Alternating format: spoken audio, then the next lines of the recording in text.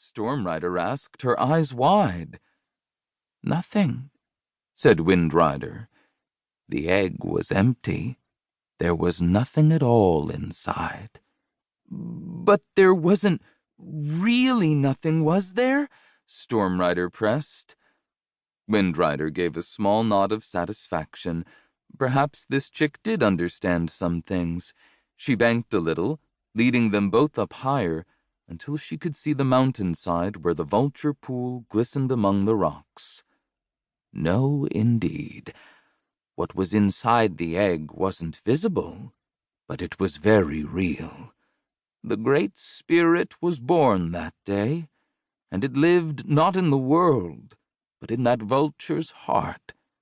She was the first Great Mother, and though the spirit has passed on to all sorts of other animals, that's why we have a special connection to the Great Spirit."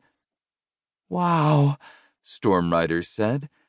They flew in silence for a moment, and then the younger vulture flapped thoughtfully and said, "Wind Rider, if the Great Spirit was what hatched, who laid the egg? Who told the vulture not to eat it?" "An excellent question," said Wind Rider.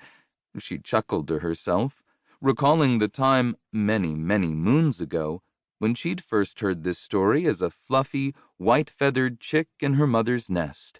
She had asked what would happen if the vulture had eaten the Great Spirit. "And what's the answer?" Storm Rider prompted. "Oh, nobody knows," said Wind Rider.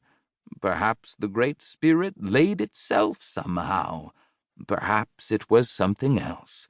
Nobody knows which came first, the spirit or the egg. The point is that the Great Spirit hasn't deserted Bravelands in all that time, no matter what, and we must be patient and wait for it to choose its next great parent. It chooses the one who can best nurture and protect it."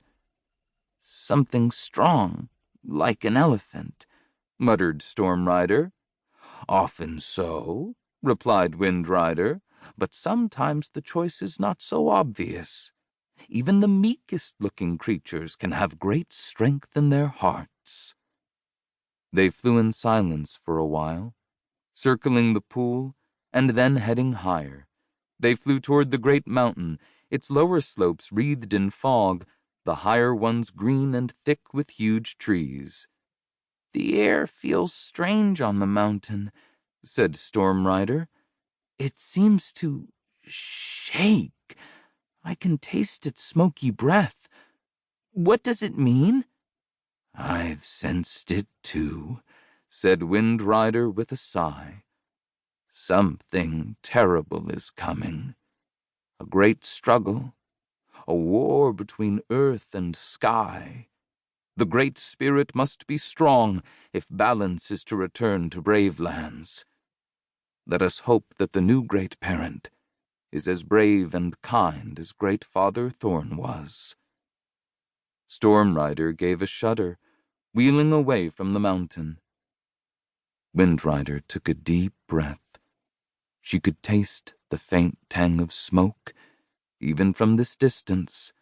She held it on her tongue, as she would the meat of a dead creature, and the knowledge came into her heart the same way it always did, quietly and simply. My death is coming. It travels on this wind. She banked to follow Storm Rider. Her wings were heavy, and the air crept through her thinning feathers and chilled her heart, but she was still strong enough to catch up with the young vulture. Peace must come, she said, but I do not expect to see it. Storm Rider cast a frightened look at her and opened her beak to squawk in alarm, but Wind Rider cut her off. The future of the vultures will be in your talons. Come, let us go back to the roost. I have much to tell you, and it seems it cannot wait. Chapter 1. Chase born of Prowl